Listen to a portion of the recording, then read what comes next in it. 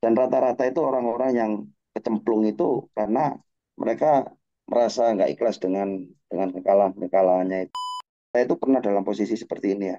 Besok itu saya harus ada yang saya bayar, itu nilainya kurang lebih 47 juta waktu itu ya. Di rekening saya itu ada uang 56 juta. Harusnya kalau ini saya bayarkan buat besok, saya masih ada sisa.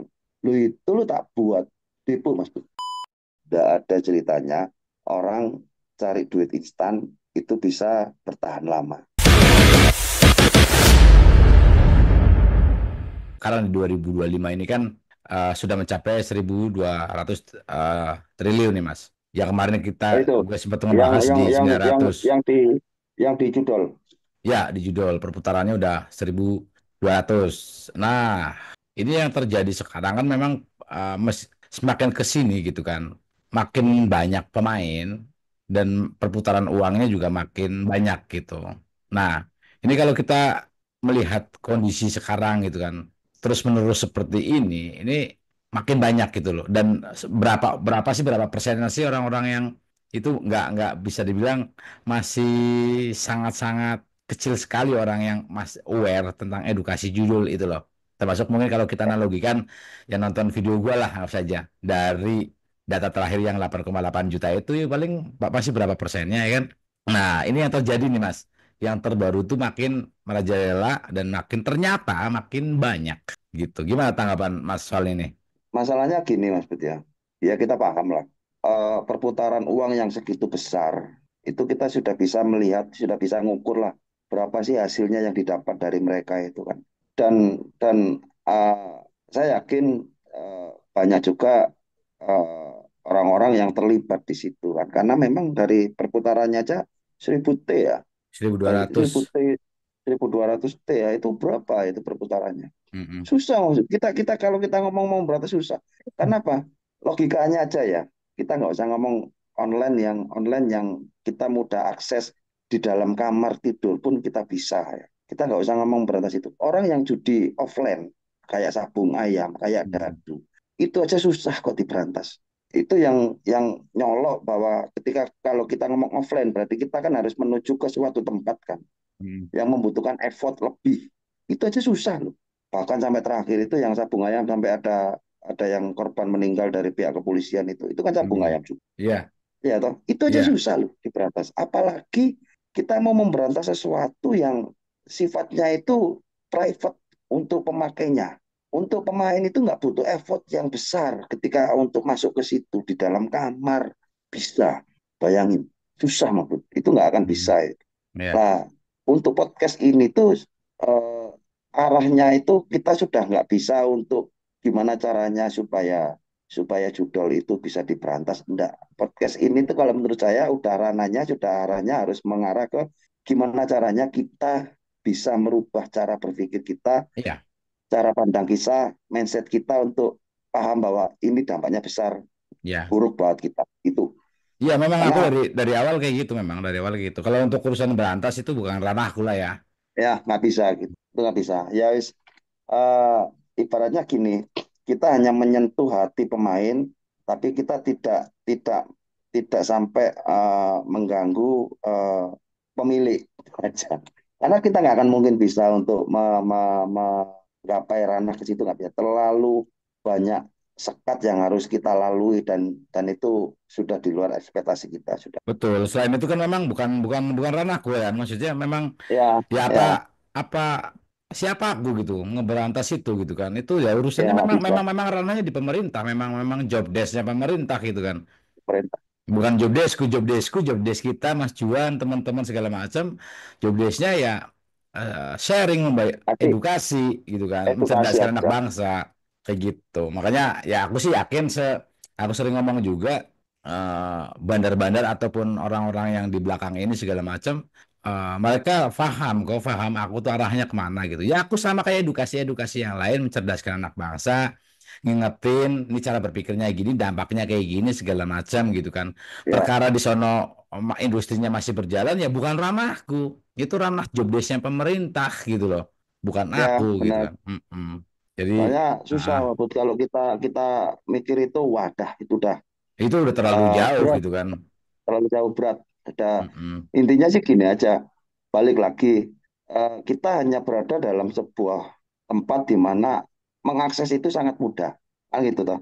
Hmm. Lah, sekarang kita hanya bisa memberikan sebuah edukasi sama teman-teman semua bahwa kalaupun memang mudah, kalau dari mindset kita itu nggak kepingin, ya insya Allah kita nggak akan masuk ke situ. Mm-mm. Tapi sebaliknya, sesulit apapun, tapi kalau mindset kita itu memang kepingin cari, ya pasti akan dicari. Balik lagi dari mindset, dari cara berpikir kita. Dan rata-rata itu orang-orang yang kecemplung itu karena mereka merasa nggak ikhlas dengan kekalahannya itu, merasa nggak ikhlas lah. Justru ketika kita mengikuti itu, mengikuti emosi kita di situ, justru itulah perangkapnya itu kita masuk ke dalam perangkap mereka. Kita masuk ke dalam perangkap mereka. Emosi kita yang dimainkan, itu sudah bukan uang kita yang dimainkan, emosi kita yang dimainkan. Karena kalau sudah emosi kita yang dimainkan, eh, uang berapapun itu nggak ada nilainya.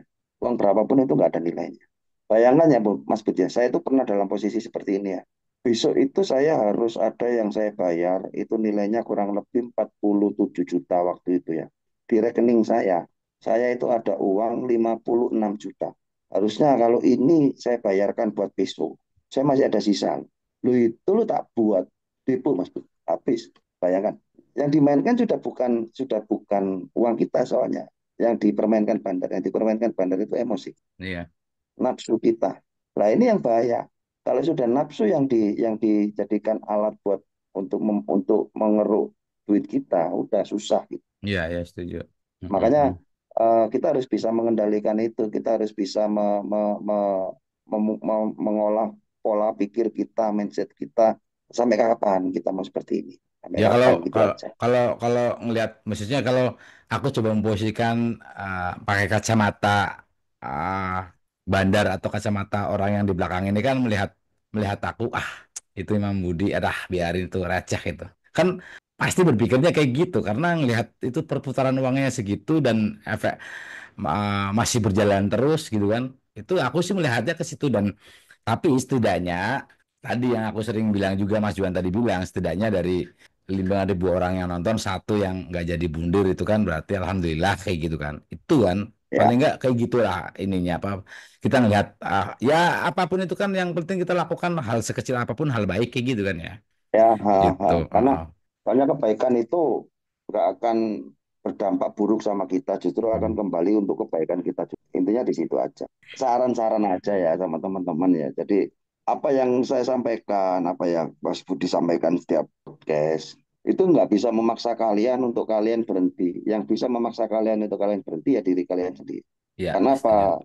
Kita harus punya kewarasan di dalam berpikir kita bahwa kalau sesuatu itu sudah merugikan, kenapa harus kita teruskan? Itu aja. ya Kewarasan yang harus kita tanamkan dalam diri kita. Karena posisi ketika berada dalam lingkaran itu, kita sudah nggak bisa berpikir waras, Mas. ya setuju setuju. Kita udah nggak berpikir waras.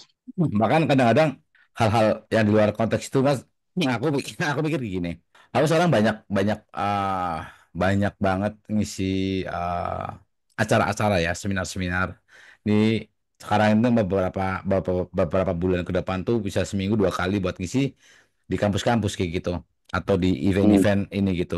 Bahkan event-event ini yang diadakan ini itu sama sekali tidak terafiliasi sama pemerintah gitu. Ngerti nggak?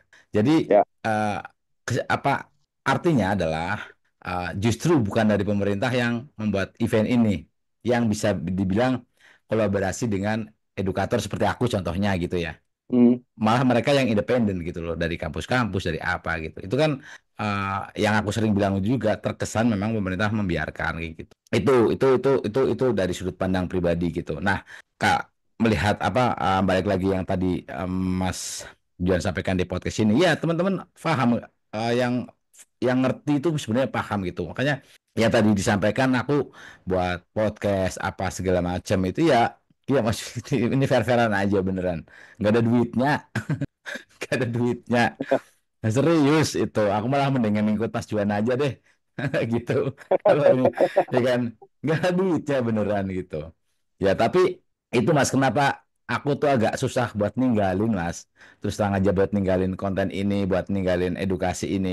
Itu itu yang setiap hari banyak orang. Nih aku baru dapet kabar nih tadi sore apa kemarin ya? Ya tadi sore masalah. Itu dikirimin temennya dia itu udah bundir ini Mas, gunting, gunting diri gunting gitu. Ada fotonya baru dan aku sering mendapatkan apa namanya informasi-informasi itu yang informasi itu tidak ada di media gitu loh.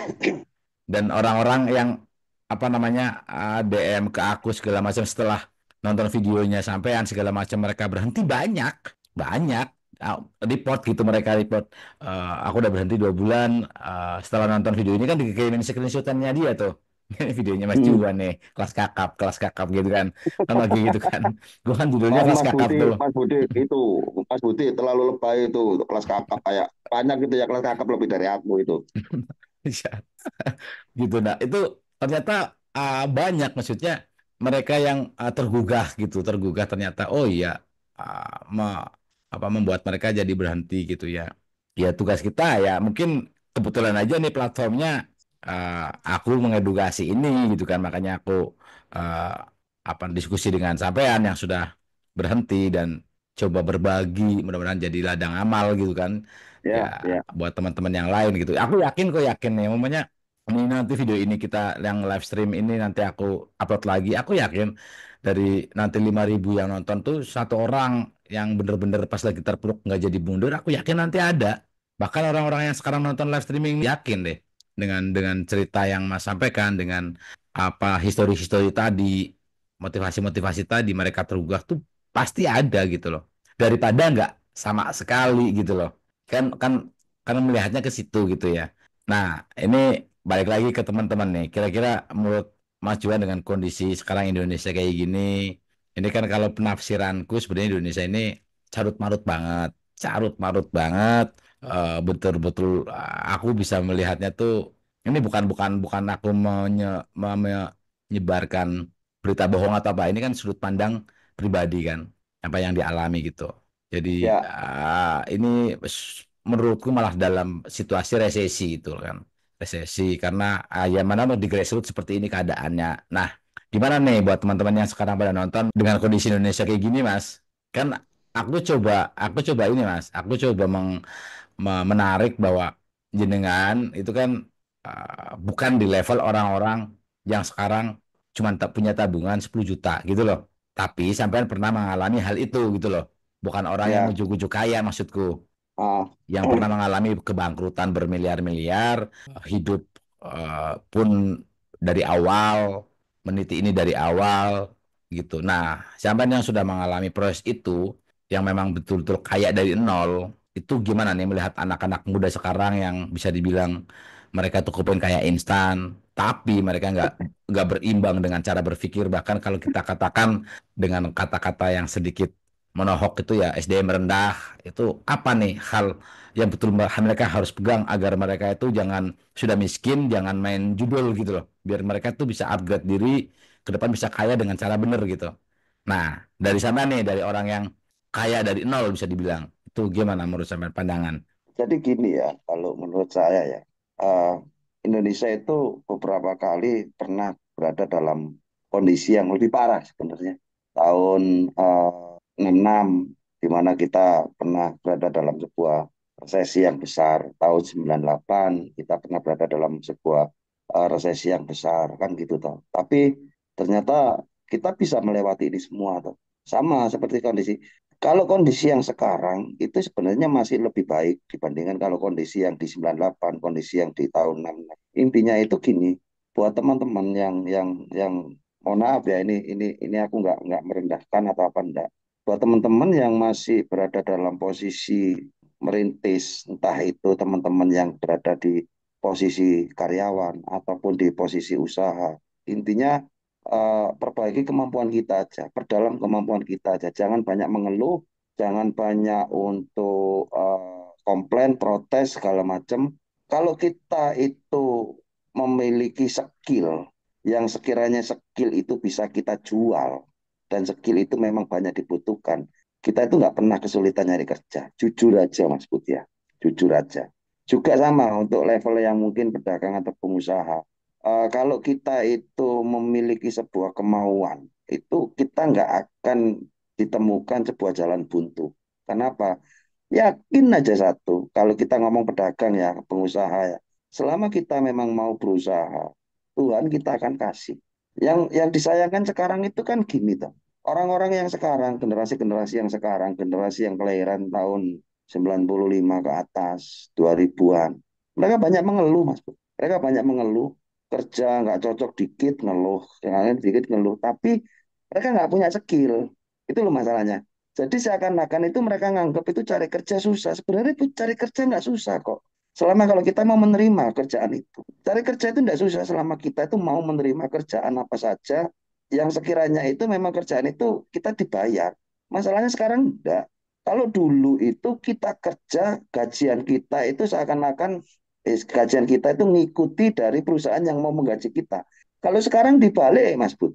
Hmm. Orang anak-anak agensi itu kalau kerja itu gimana caranya perusahaan itu ngikutin ngikutin gaya-gaya kita, ngikutin Hmm. standar kita. Ya susah, Hmm. kan gitu. Itu ya yang menjadikan akhirnya seakan-akan cari kerja itu susah. Tahun 2020 2000 ya Mas Bud ya. Itu pertama kali saya itu kerja. Bayangkan itu antara 2000 sama 98 itu masih nggak terlalu beda jauh. Ibaratnya perekonomian Indonesia itu masih merangkak-merangkaknya kan Pak. Dari tahun 2000 sampai terakhir saya kerja itu tahun 2012. Saya itu sudah 12 kali keluar masuk pekerjaan. Di situ zaman waktu itu orang juga sudah ngomong cari kerjaan susah, cari kerjaan susah, cari kerjaan susah. Tapi saya nggak pernah menanamkan mindset saya di situ. Siapa yang bilang cari kerjaan susah? Buktinya saya keluar masuk kerja kok. Dan ingat, keluar masuk kerja saya itu bukan karena saya dipecat atau karena saya enggak, tapi hampir mayoritas karena saya diajak ke perusahaan yang baru dengan gaji yang lebih tinggi dengan gaji itu karena saya punya skill dan awal pertama kali saya kerja tahun 2000 apa posisi saya cleaning service saya cleaning service hancur keluarga saya mati saya nggak akan bisa enak kalau saya bohong cleaning service saya tapi di situ saya mengasah kemampuan saya di satu bidang pekerjaan sehingga saya bisa menguasai situ. Nah, ketika saya sudah mulai memiliki sedikit skill, saya asah lagi di satu perusahaan baru, skillnya bertambah, kita sudah banyak kenalan koneksi, kenalan pimpinan-pimpinan kita pindah gerbongnya di bawah, kita kenalan lagi dengan pimpinan lain pindah gerbong di bawah, kita di bawah. Itu seperti itu terus. Bayangkan di terakhir 2012, saya yang lulusan SMA, waktu itu saya di asisten manajer. Bawaan saya itu ada yang S2, Mas. S2 tapi fresh graduate. Mereka nggak punya pengalaman sama sekali. Hmm. Pengalaman saya sudah 10 tahun lebih. Lah itu yang mungkin sekarang itu yang sulit untuk didapatkan atau dipelajari sama anak-anak agensi. Mereka terlalu sering untuk ngeluh, terlalu sering untuk standarnya terlalu tinggi. Ya. Standarnya itu susah. Terus ditambah kena judol, udah mereka butuhnya kerjaan yang bisa gaji besar, tapi nggak ditunjang dengan skill kita, kemampuan kita, ya sama aja bohong, nah gitu. Satu contoh yang kemarin itu pabrik apa itu, pabrik alas kaki itu yang di mana itu? Mereka nuntut untuk ditutup, ketika pabriknya ditutup beneran, bingung mereka, Hmm. Ya itu. ya kan? Ya. Nah Itu itu itu contoh, itu mereka ngaco itu ngaco. kan konyol. Kan Mm-mm. konyol. Sama seperti ketika ada sebuah peluang pekerjaan, tapi kita menentukan sebuah syarat yang tinggi untuk perusahaan mau menerima kita. Terbalik ya. Kalau dulu kita yang ngikutin syaratnya perusahaan, sekarang enggak. Seakan-akan perusahaan yang ngikutin syaratnya kita. Ya enggak, ya susah kalian kita untuk Mm-mm. kerja. Lah ketika dalam posisi seperti itu, mindsetnya itu sudah di apa itu di framing kerjaan susah. Saya walaupun sudah umur kepala 4 ke atas, Mas Bud, ya jujur aja kalau kalau saingan sama orang S2 aja, kalau dalam satu bidang kerjaan yang saya pahami ya, walau saya nggak mundur sama sekali. Kalau misalkan di posisi saya harus kerja lagi loh ya. Iya, iya, iya.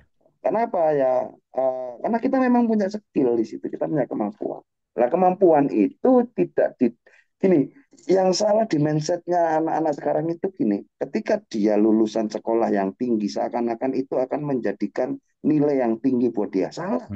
Iya, setuju. Sekolah itu tidak mengajarkan kamu tentang pengetahuan di dalam dunia kerja. Kemampuanmu itu akan diasah ketika kamu sudah berada di dunia kerja, bukan di dunia sekolah.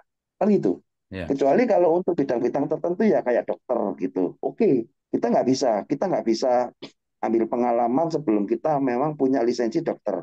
Hmm. Tapi kalau untuk dunia-dunia yang lain nggak bisa itu, Mas. Ya. Kita mau sekolah tinggi pun, makanya kenapa sebenarnya itu saya itu lebih lebih kalau misalkan disuruh milih ya, ada anak yang jurusan sekolah kejuruan dengan anak yang S1. Saya akan lebih milih kejuruan. Karena kejuruan itu minimal dia pernah berada dalam posisi dituntut untuk magang. Di situ dia sudah minimal punya pengalaman Iya. dia, Iya, punya skill ya, punya pengalaman. punya skill. Lah, kalau yang sekolah kejuruan itu dia mereka itu apa itu di dalam tata sekolahnya itu ada pendidikan secara formal, ada pendidikan yang secara aktual langsung untuk praktek. Nah, di situ yang saya butuhkan sebenarnya. Karena kalau cuma teori nggak bisa. Teori itu susah. Teori itu hanya ada di belakang meja, di atas kertas. Tapi aktualnya nggak akan cepat. Hmm. Itu yang harus teman-teman pahami sebenarnya. Nggak ada yang susah teman-teman beneran. Kalau kita mau kerja merintis dari awal ya. Terus kalau kalau Mas Budi ngomong masalah dari duit instan, udahlah percaya sama saya. Nggak ada ceritanya orang cari duit instan itu bisa bertahan lama. Pasti nggak akan bertahan lama. Kenapa? Karena kita tidak memahami gimana susahnya kita mendapatkan duit tersebut. Kita tidak memahami gimana berdarah-darahnya kita mendapatkan duit kita itu, kita nggak memahami gimana kita jatuh bangunnya, jadi kita itu akan membuang itu dengan seenaknya. Tapi kalau kita yang memulai karir kita, usaha kita dari nol, kita tahu nih, wah aku dulu mendirikan perusahaan ini ya berdarah-darah segala macam, jatuh bangun, tangisan, itu sudah saya alami semua. Itu aja saya masih kejerumus, gimana yang orang punya instan bisa. Susah. Sama ini, aku tadi tertarik sama omongannya Mas Budi tadi bahwa podcast ini nggak ada duitnya. Saya percaya itu.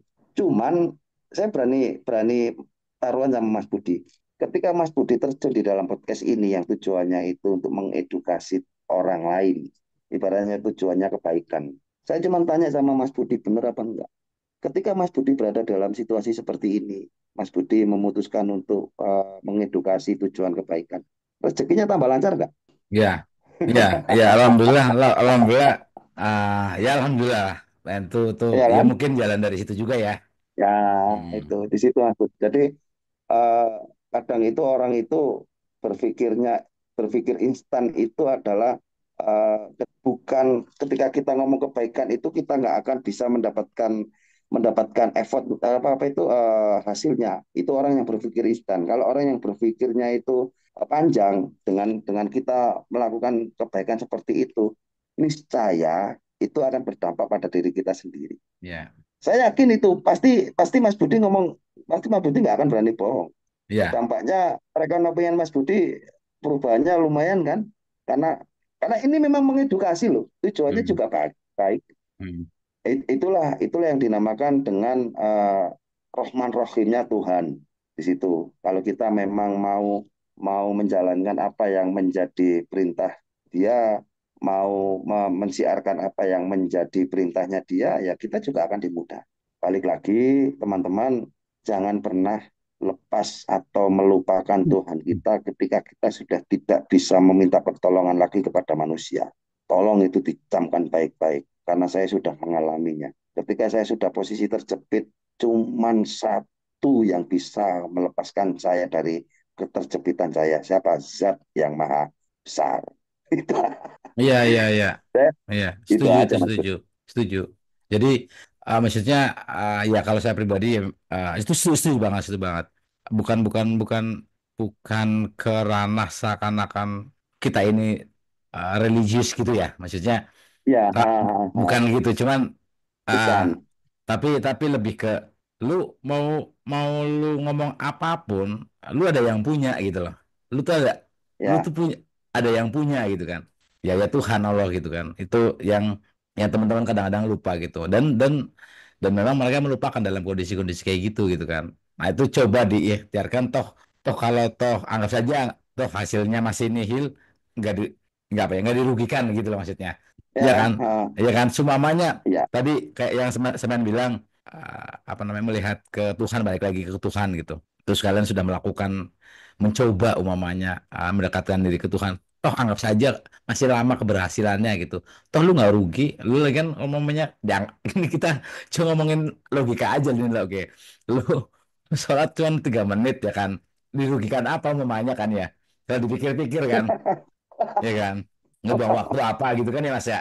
Bukan Ya, ini sih, religi, cuman itu di logika aja gitu. Itu sebenarnya kalau sama itu sebalik lagi yang soal tadi, iya itu Mas, maksudnya ya edukasi itu tadi aku lebih betul ya, langsung atau tidak langsung, mau di apa, mau mau percaya apa enggak segala macam, memang ada efek ke sana gitu, ada efek ya, rezekinya dipermudah, terus apa, mendapatkan uh, kemudahan lah ya, kemudahan gitu, itu kan salah satu rezeki juga gitu. Dan uh, betul, saya juga meyakini dari itu juga, dari edukasi-edukasi kayak gini. Terus kalau buat teman-teman, aku cuma minta kalau semuanya teman-teman nonton videoku, aku ngupload video, di like dan komen kayak gitu kalau memang sempat, dan itu kalian nggak rugi sama sekali. Itu tujuannya apa? Paling nggak kita bisa nyimbangin konten-konten slot-slot gacor itu yang berseliweran di mana-mana gitu loh. Paling nggak nyimbangin itu, menyeimbangkan, jangan sampai, makanya kalau gue bikin judul kontroversial, kalian jangan kaget gitu. Itu buat menyeimbangkan, tujuannya gitu, biar biar biar edukasi kita ini menyebar kayak gitu tujuannya teman-teman ya. Nanti kalau gua ngupload lagi besok-besok, ya di like, di komen kayak gitu aja. Itu tugas kalian, itu kita bagi tugas nih biar kita maju-maju bareng Indonesia lepas dari judul gitu. intinya teman-teman, kondisi sekarang itu kita berada dalam posisi di mana kita itu mudah mengakses. Hanya itu Hmm, sebenarnya. ya. Kita nggak ada yang maksa kok. Kita Hmm, nggak ada yang maksa, kita nggak ada yang menyuruh. Tapi ketika kita melakukan itu karena kesadaran kita. Jadi eh, balik lagi, semua tergantung dari cara berpikir kita, mindset kita, dan kewarasan kita. Itu yang pertama. Yang kedua, ketika kalian sudah tidak bisa meminta pertolongan kepada manusia, gantungkan pertolonganmu kepada Tuhan. Karena disitulah kita itu banyak yang lalai sampai akhirnya ada muncul pundir segala macam. hmm, Nah, kalau kita percaya sama Tuhan, kita ngapain harus kita pundir? Jangan pernah lari dari kesalahan, jangan pernah lari dari dosa. Kalau memang sudah terlanjur, ya mau apa lagi? Ya udah, kita harus tanggung jawab. Dari tanggung jawab itulah kita minta sama yang memiliki kita itu untuk diberi kemudahan lagi, diberi kesempatan lagi. Itu aja. Itu aja. Udah ya, percaya, kalau nggak percaya, percaya sama saya ya, percaya sama saya. Karena saya sudah melakukan beberapa ya. berkali-kali. Jika saya terjebak, pasti akan ada pertolongan, pasti. Pertolongan Tuhanmu itu adalah sebuah janji.